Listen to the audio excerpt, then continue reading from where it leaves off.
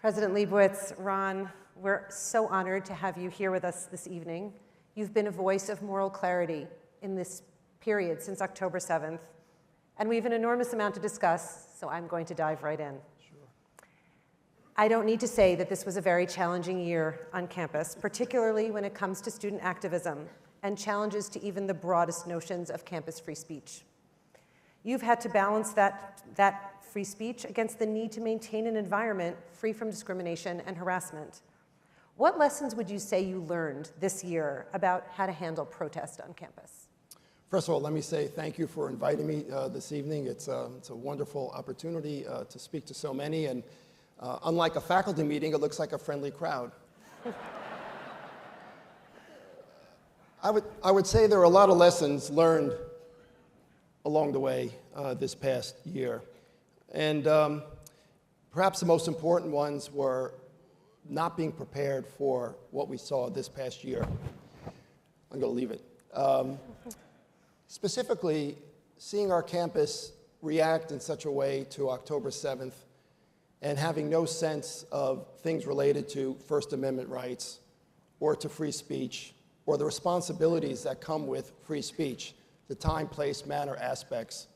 It was only 6 years earlier when Brandeis passed principles of free expression on campus and spent a year and a half debating and discussing it with a lot of tension, a lot of opposition, but in the end, a passage both by the campus community and also by the Board of Trustees. So it was very odd to see how people felt all of a sudden that there was unfettered free speech on campus. So that was one thing. The more important thing to deal with as a leader, I think, was recognizing how strong the double standard is when it comes to Jews and when it comes to Israel. This might have been beneath the surface for many years and a long time, but it became quite evident in conversation, in discussion, and in faculty meetings when we debated whether or not one can suppress speech and still have a vibrant academic community. I think those were the things that I learned most. Could we delve a little bit more into the issue of free speech? How have you managed that? Brandeis is a private university, so you have a little bit more leeway with respect to creating frameworks for speech on campus than a public university, for example. So how have you managed the issue of speech? Which forms of speech, except particularly campus protest speech, require intervention, and which ones don't? Well, it's a judgment call. As I mentioned, we had the principles for free expression, which were high and mighty. They were very idealistic in some ways, but they were never really operationalized, put to the test, as we had after October 7th. In my view, we are a private institution, and so we can, of course, have limits to some types of speech. As an academic myself, of course, I believe very strongly in free speech. It's really the only way to engage in differences and learn from one another. However, there is a point by which or beyond which I think one starts infringing upon the academic mission of the institution. And so I draw the red line where things like Title VI become intimidating, harassment, incitement to violence, and really denigrating individuals. It doesn't advance the educational mission to have people screaming death to others. That does not advance any education.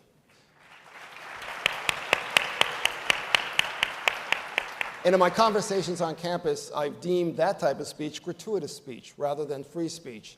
And we want to protect free speech, but it's in the name of the educational mission, and that's where we draw the line. Another central issue, and you already alluded to it, that presidents have had to grapple with this year is the issue of academic freedom.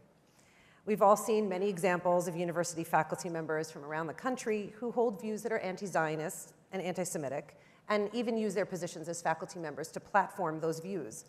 On the one hand, faculty in institutions of higher education, particularly tenured faculty, enjoy academic freedom, and they should and they must.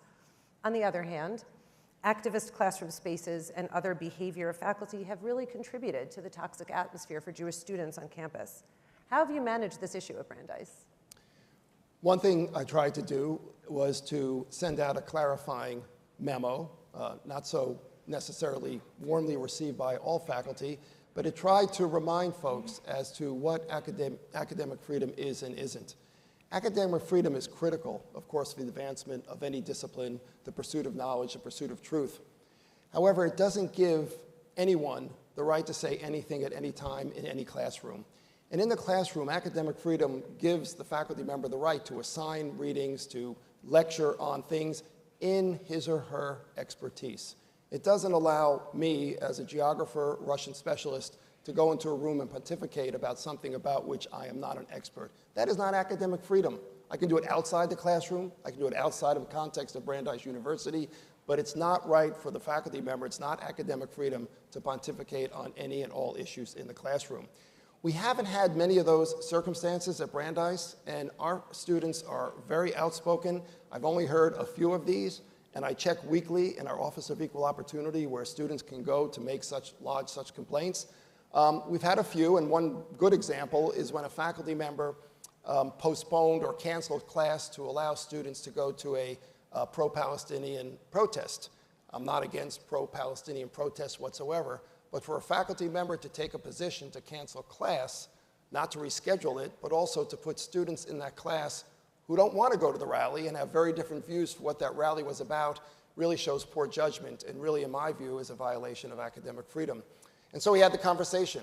We brought in the faculty member, and we made it clear that we have these conversations when they happen. And the faculty member was actually more open-minded about this, hadn't really recognized what atmosphere in the classroom that she was creating. But that's what we do. We try to have conversations first. And luckily, at least for me and for Brandeis, we haven't had many of these situations.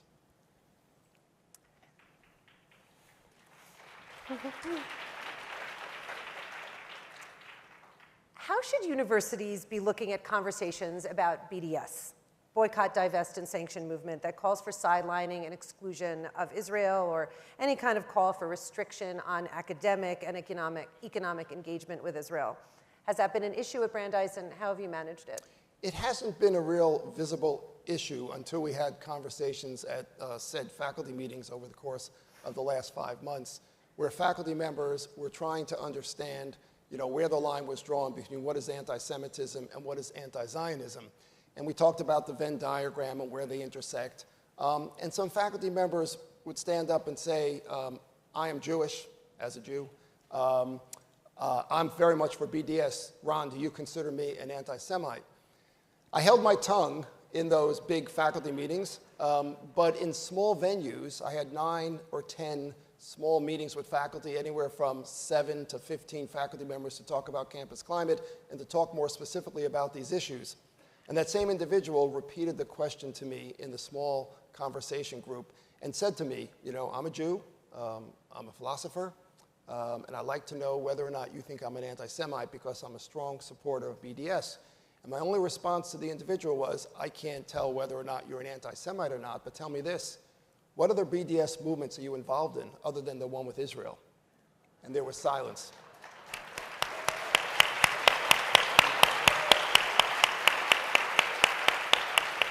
So on our campus, luckily, there hasn't been much of a BDS movement. Who knows what will happen come the fall. But I also remember before I became president at Brandeis, I was at Middlebury College, president at Middlebury. And in 2014, the American Studies Association was the first professional association to vote for BDS. And I remember Middlebury and Brandeis were the 2 universities that came out very strongly against that vote. And I was very impressed by what I saw at Brandeis. That was back in 2013-14. So we haven't had all that much BDS on campus yet. Let's hope it stays that way. I want to turn my attention to some of the bigger questions on campus that intersect with anti-Semitism. We know, for example, that siloing and polarization are real problems in American society today, and the dialogue across difference is rare. And we also know that that reality is inextricably intertwined with anti-Semitism that we've seen on campus. How are you thinking about breaking down barriers between different groups of students that divide students and fostering dialogue across difference at Brandeis? We've been thinking about this and talking about this even before October 7th. Brandeis is a place where Jewish students are no longer the majority, but they are the largest group of any student group, and a very strong presence on campus, and great diversity within that student group as well. It's a very rich, engaged, and really unified group. But we always worry. My job, of course, as president of the institution is to protect the safety and the environmental atmosphere for all students on campus, not just Jewish students, not just other students, all students. So we've been concerned about this for quite a while because what happens on campus is a reflection much of what's going on in society. And as societies become silent, as you say, and divisive within itself, we have feared that as well. We haven't been as successful in this area as we had hoped. We tried a lot of things after October 7th.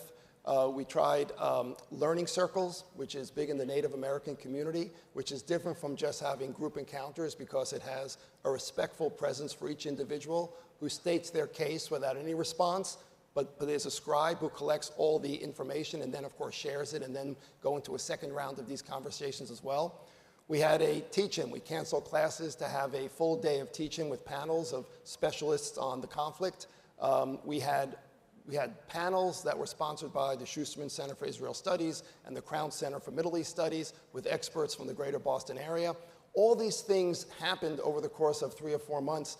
And the biggest disappointment was that there were large turnouts of faculty and staff, smaller turnouts of students.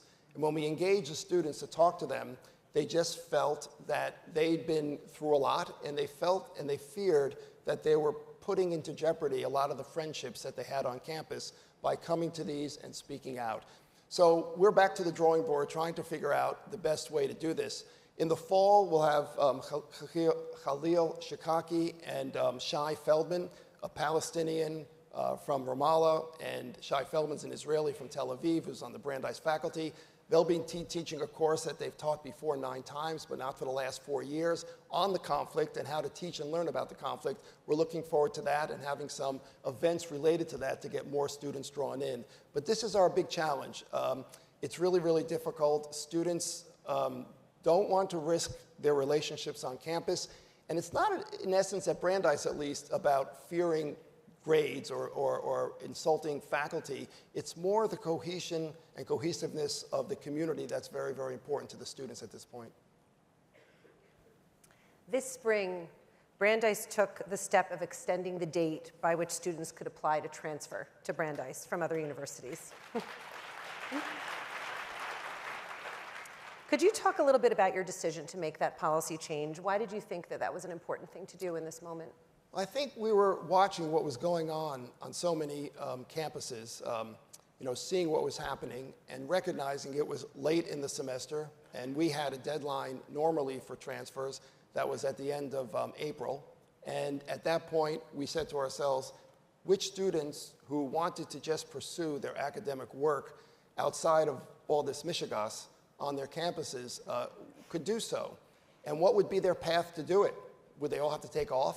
Would they take a year off? What would they do?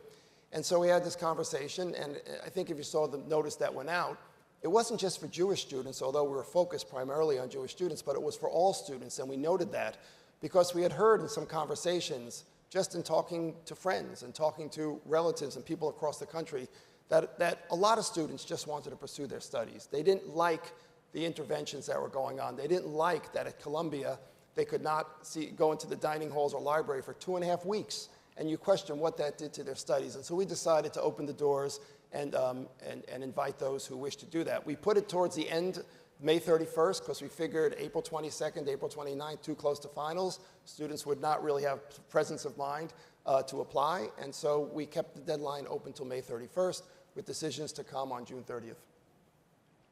I know many people are grateful for that.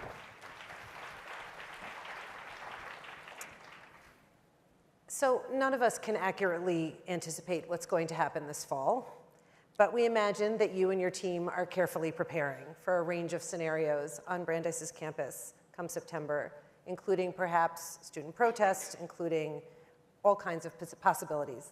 So how are you preparing for the fall?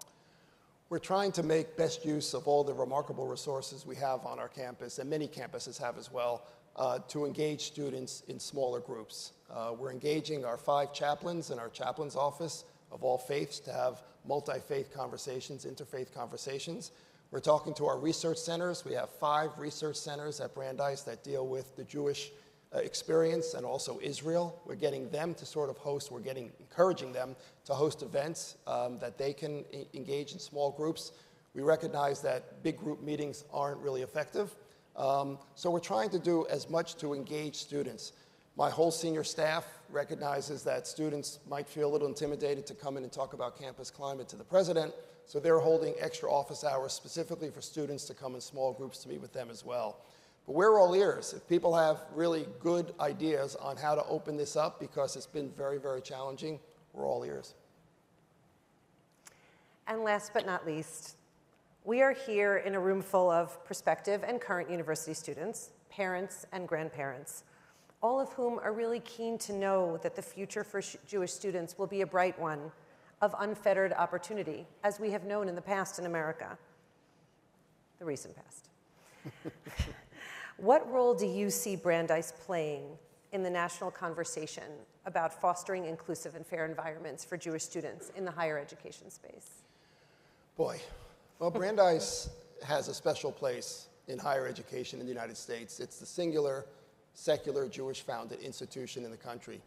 And I believe, at least as president, with that comes responsibility to the American Jewish community and to Jewish students today and future Jewish students.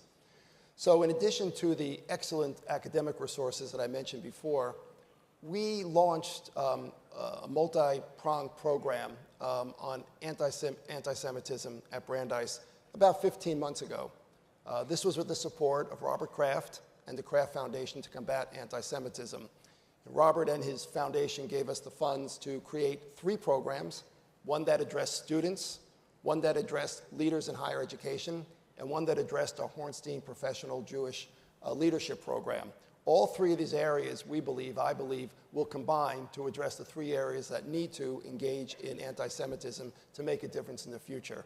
The first program for students gives them opportunities to work throughout the economy in multiple sectors to see how anti-Semitism shows up. They do research, they work with professionals, and they gain valuable experience. The hope is that they come back to campus, share that information, work with faculty, and spread the word that way.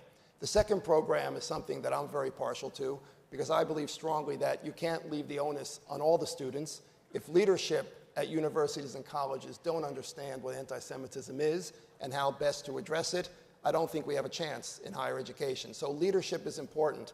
Rachel Fish, who some of you saw earlier today, is leading that part of the program. It's a very, very important program. We've already had 3 or 4 major events with over 100 leaders in higher education, and this is deans of students, deans of academic affairs, provosts, DEI officers who come together and hear from experts about Judaism, about anti-Semitism, about Zionism and anti-Zionism, giving them a foundation and a base to understand.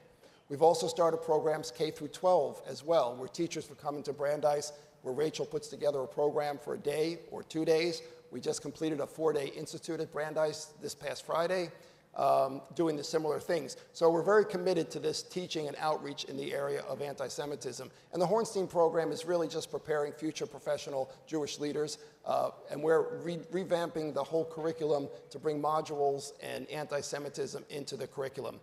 In addition, we have the Cohen Center for the Study of Modern Judaism, which has done remarkable work on Jewish communities throughout the country for years, and now is very much focused on anti-Semitism on university campuses and trying to really understand both the Jewish population and the non-Jewish population's attitudes. So I think Brandeis has this role to play. It's a sort of a new role in addition to the academics, but I think it's really our calling and it's our responsibility. Thank you.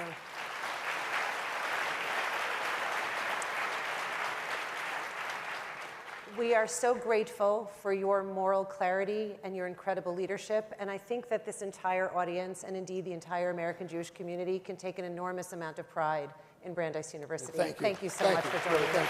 Thank you. Thank you.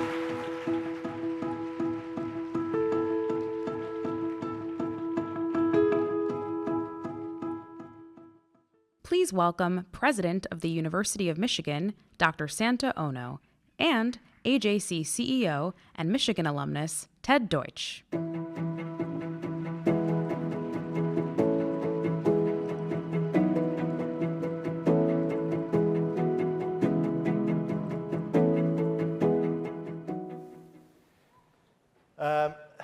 President Ono, thank you for being with us. We have a very serious topic at hand. I will dispense with any other conversation only by referencing the national championship this year. Congratulations. Go Blue. Now, that's it. That's it. Okay. This has been, President Ono, this has been a really challenging year for Jewish students across America and around the world. You saw that. I know you were watching intently as Noah and Hannah shared their experiences from their campuses. At Michigan, we saw anti-Semitic rhetoric. It was a difficult year. You had to contend with an encampment, protests. I'd like to start by focusing on the issue of the encampment and how you reached the decision to ask the protesters to remove the encampment, and when they refused ultimately to remove it, what did you do? Well, thank you very much for the question. By the way, thank you for inviting me to be part of this AJC Global Summit or Forum. It's incredibly important, this conversation, and I'm happy to be here with all of you. As occurred in about 120 other colleges and universities, we did have an encampment. It persisted on our campus for 3.5 weeks. It started soon after the Columbia one. And as you know, being an alumnus, the University of Michigan has a long history of supporting student activism. And so in that context, and with it being peaceful for much of that time, it went on, and I had a number of conversations with students of all types regarding the encampment. I spoke to the executive students on Hillel, as well as students called in an organization called FOG, Facts on the Ground, and they're inspirational Jewish students, much like Hannah and Noah at the University of Michigan. And we had conversations, and we were verging on graduation. And I asked them, you know, should we intervene right now? Because already it was clear that that resulted in escalation and violence. And I got the clear advice from the students that they said, first, we are the COVID class that didn't have a graduation from high school. Please don't do anything to escalate things in the last few days of class and exams. And please give us the graduation we didn't have for high school. And as you know, we did that, and then soon thereafter, we asked many, many times for the individuals in the encampment to voluntarily decamp, and they refused. And ultimately what happened was that these become very dangerous. They're fortified, the tents are very flammable, there was quite a bit of wiring going into a limited number of sockets for electricity. There was some open flame, and despite a number of requests to take the encampment down, it did not occur, and so we had to go in and involuntarily remove the tents. And so that's how it happened at Michigan. And ultimately, with the intimidation that students felt, there were rules, certainly rules in place that affected the safety of students on campus. You told them to take it down, they didn't, and you came in and took it apart. Absolutely, it is the right thing to do. You know, if it weren't for the request that we not escalate matters because of the desire to finish the semester and have graduation, it's very likely that we would have taken them down earlier. But you know, that is a wish that I wanted to really grant, that graduation. And I recognize, the reason why I was really interested in perhaps taking down earlier is because every day the tents were there were painful for Jewish students. And I knew that, and it was wrong, and I wanted to step in earlier. And I appreciate that. And on that, just to continue there in your acknowledgement of how painful it was and what some of the challenges that exist even now, there was recently an anti-Semitic attack on one of your regents' places of work, Regent Acker's workplace. And you said clearly that harassment and attempts to intimidate have no place in civil society. So the question is, with respect to harassment and attempts to intimidate. What steps are you taking to protect Jewish students and Jewish faculty on your campus? Well, I've been very clear after the tents were taken down that I will have zero tolerance for this happening again. And I have said very clearly that moving forward, the University of Michigan will hold individuals accountable for any violation of civil or criminal statute. Enough is enough. One of the issues that comes up, it was just part of the conversation that Laura engaged in, is on the topic of BDS. President Ono, there are some universities that ended their encampments by agreeing to consider BDS, by agreeing to consider canceling exchange programs with Israel. I would ask you, how should universities be looking at conversations about BDS or any kinds of calls for restrictions on academic engagement with Israel? How's that played out on your campus? Well, I'll tell you my personal response and then the response of the institution. Okay. First of all, I've been the president of 3 universities: the University of Cincinnati, the University of British Columbia, and the University of Michigan. And in each of these institutions, I have made it clear that I am personally against BDS. And the reasons are simple. BDS is anti-Semitism because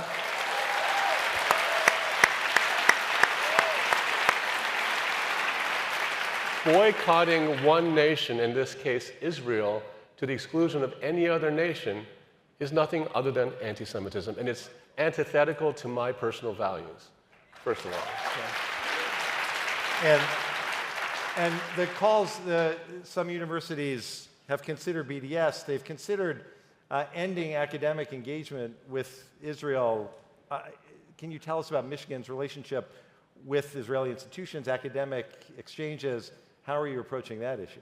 Soon after October 7th, in one of my communications, I said that we would actually enhance our relationships with Israeli institutions for a variety of reasons. Number one, the University of Michigan is in its 2nd decade of incredibly productive interactions with Israeli universities, with Technion, with Weizmann Institute. Incredible discoveries that benefit all of mankind have come out of that relationship between Michigan and these universities. It's simply ludicrous for an institution like Michigan that has global links, we're at a global forum, to cut bridges. Universities are meant to build bridges for the benefit of humanity. So we will not even consider, we will actually build bridges and enhance those kinds of collaborations for the benefit of students around the world. Thank you. I'd like to turn specifically to your thought. We've talked about the anti-Semitism, anti-Semitic rhetoric, and the response. I'd like to talk about the focus on anti-Semitism by the university, starting with a recently inaugurated Wallenberg Institute for the Study of Anti-Semitism. What will that do? Why is this a priority for the University of Michigan? And what impact, as we discuss the threats of anti-Semitism to the Jewish community, Jewish students at Michigan and around the country, what kind of impact can a center like that have on your own university and perhaps even beyond? Well, let me start off by talking to you about who Raoul Wallenberg was.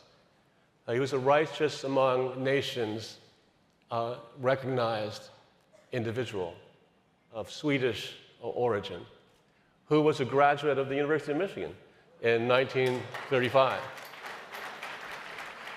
But the reason why he was so honored was because he saved single-handedly thousands of Jewish lives during the Holocaust by providing passports and providing a safe place for them to hide during the Holocaust. And he's a person that we celebrate at the University of Michigan.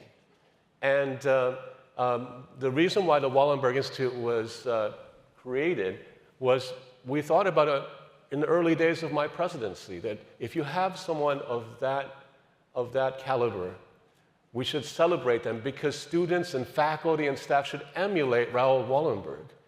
And so we wanted to create this institute where we would teach people about his values, that we would bring people together to understand the root causes of anti-Semitism, and where we would have curriculum and so that all students could understand the dangers of anti-Semitism or any kind of hate against a religious group. And so that we could also model civil discourse, which is so lacking today, that it would be a venue where people could talk about issues, geopolitical issues, in a calm and civil manner. And for that reason, we wanted to do it early on, even before October 7th, and after October 7th, it became even more urgent that we do so. And I'm really looking forward to the impact it has, not only on Michigan, but hopefully on the world. We need to lead at the University of Michigan. We have, since the 1920s, when the Ivy League schools had quotas in the number of Jewish students that matriculate, we opened our doors to Jewish students. We are one of the largest student bodies for Jewish students. We have 6,000 students who are Jewish. And for that reason, it's a part of our history, part of our tradition. It's imperative that I, as president, take a leadership role in making sure that they thrive and feel welcomed on our campuses. Thank you. So, President Ono, if I could then just follow up on that response, how are you preparing for the fall to address what I think everyone here acknowledges is the high probability of new forms of protest, anti-Semitic statements, calls for the destruction of Israel? We appreciate the center and the academic approach, but how are you thinking about and what are you doing to anticipate the fall? It will be a multifaceted approach. We are very hard at work, as is the case on all the colleges and universities across the nation. In addition to the Wallenberg Institute, we're thinking about how to create new spaces beyond the Wallenberg Institute for civil discourse. We're actually committing the whole year to a year of democracy and civic engagement. That's how important it is for us. But we will also, as an institution, like I said, double down on our connections with universities and institutes. In Israel, we will be at events like this because we want to interact with you. We need your help. We need to be in this all together to combat anti-Semitism. And thank you for giving me this opening. Michigan has partnered with AJC on a number of initiatives already. We've taken university leaders to Israel on Project Interchange. We're partnering on anti-Semitism education for faculty and staff. And our second University President Summit is coming up this fall. We hope, President Ono, with your participation, tell us why, first of all, why is it a priority to engage in this work with an organization like AJC?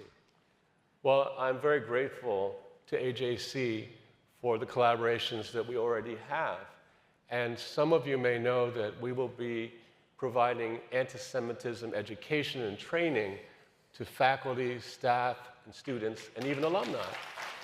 And we have already leaned heavily on the AJC, and we're very, very grateful for all the expertise that exists here. I have been to Israel. I love Israel, and I can't wait to go back. And you will find me in many, many events such as this because I want to listen. I want our students, not only those at Michigan, but everywhere, to know that the presidents of the colleges and universities care about them. It's important. It's important for the entire community of university leaders to be as brave as the students that we heard from, Noah and Hannah. I'm nothing compared to them. But we have to step up to the plate. We have to be at the table. We have to be clear and speak with moral clarity about what is right and what is wrong.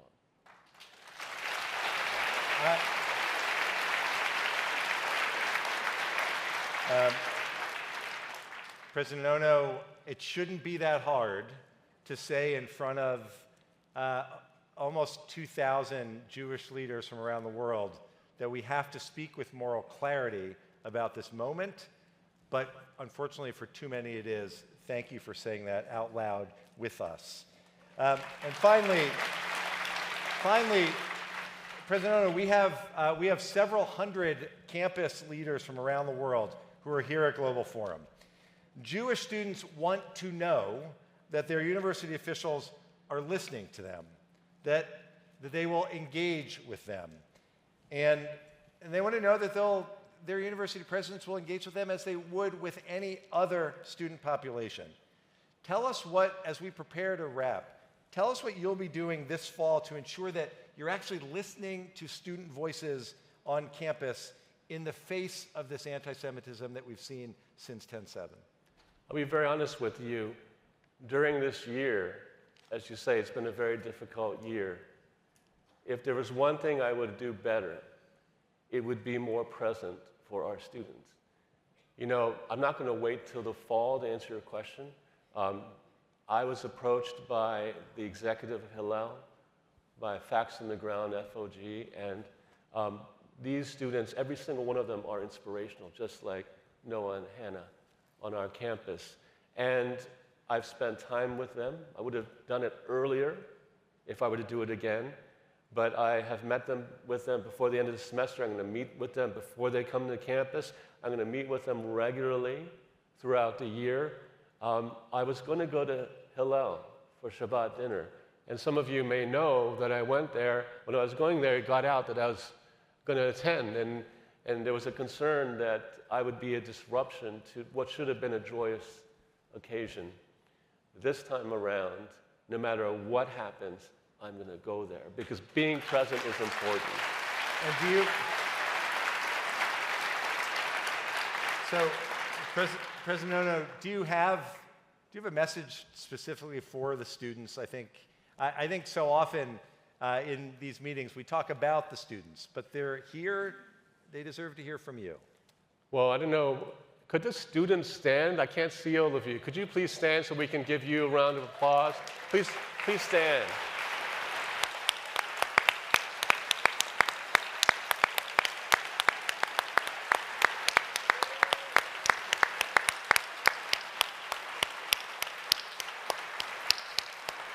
This is what I want to say to all of you. Thank you for inspiring leaders like me. You know, I was close to tears in listening to Noah and Hannah, their bravery. You know, the one thing when I was speaking to Barack Obama when he spoke in Vancouver that gives, in that case, him, but in this case, me, hope, is the amazing clarity, integrity, and civility of the next generation that comes behind us. And what I want to say to you in my last few seconds is whether you're from the University of Michigan or the University of Cincinnati or any of the colleges and universities around the world, I want you to know that we will stand with you. We hear you, and we're going to do everything we can to make this year a better year than last year. Thank you so much. President Santa Ono, thank you, Mr. President.